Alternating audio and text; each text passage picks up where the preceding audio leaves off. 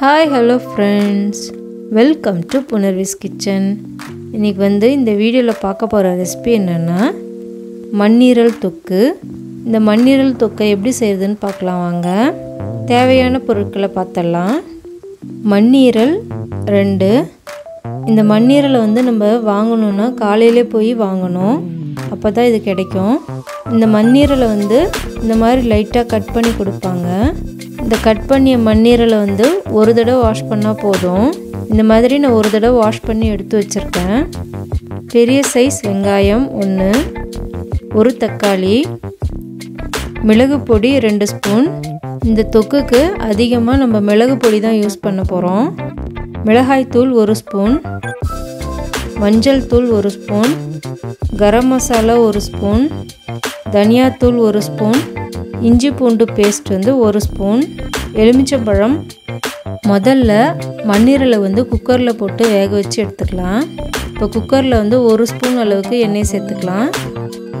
இப்போ கொஞ்சமாக இஞ்சி பூண்டு விழுது சேர்த்துக்கிறேன்.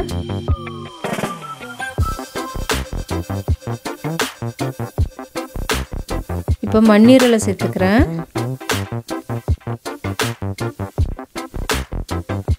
இந்த மண்ணீரலுக்கு கொஞ்சமாக தண்ணி சேர்த்துக்கலாம்.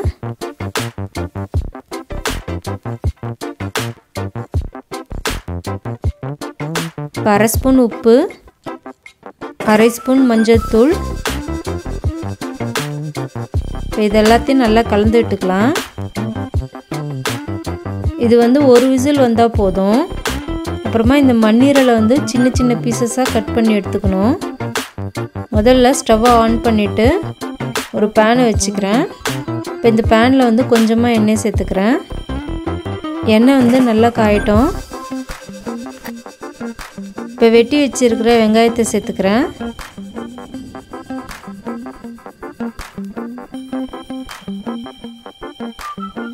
வெங்காயம் நல்லா பொன்னிறமாக வதங்கணும்.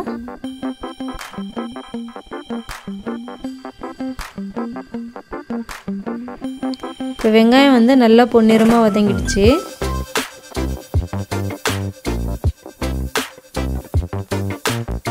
இப்போ இஞ்சி பூண்டு விழுது சேர்த்துக்கலாம். இப்போ எல்லாத்தையும் நல்லா ஃப்ரை பண்ணிக்கலாம். இஞ்சி பூண்டோட பச்சை வாசனைலாம் போகணும்.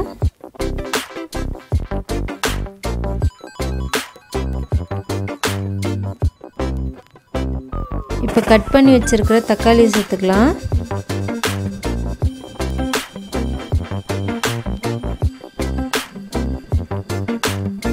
இப்போ தக்காளி வதங்கிறதுக்கு கொஞ்சமாக உப்பு சேர்த்துக்கிறேன்.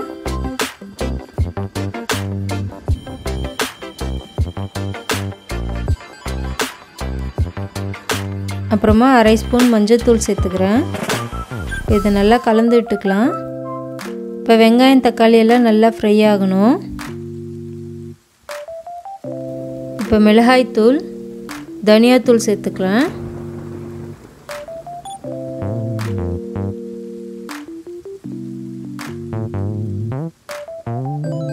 இப்போ வேக வச்சு எடுத்துருக்கிற மண்ணீரலோட தண்ணியை சேர்த்துக்கிறேன். இப்போ இதை நல்லா கலந்து விட்டுக்கலாம்.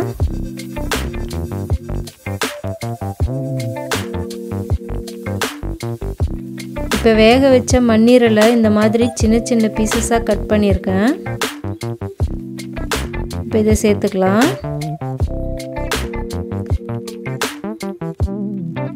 இப்போ நல்லா கலந்து விட்டுக்கலாம்.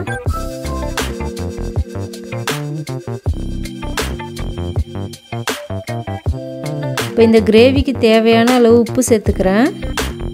இப்போ இதை நல்லா கொதி வரட்டும். இந்த தண்ணியெல்லாம் நல்லா வற்றி வரணும். ஒரு மூடி போட்டு 5 நிமிஷம் கொதிக்க விடலாம்.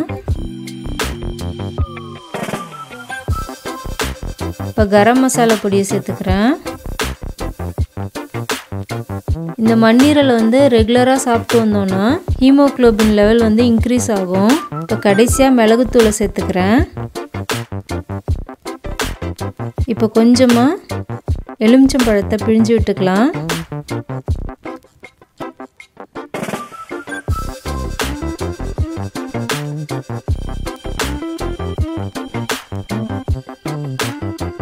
கடைசியாக புதினா கொத்தமல்லி சேர்த்துக்கிறேன்.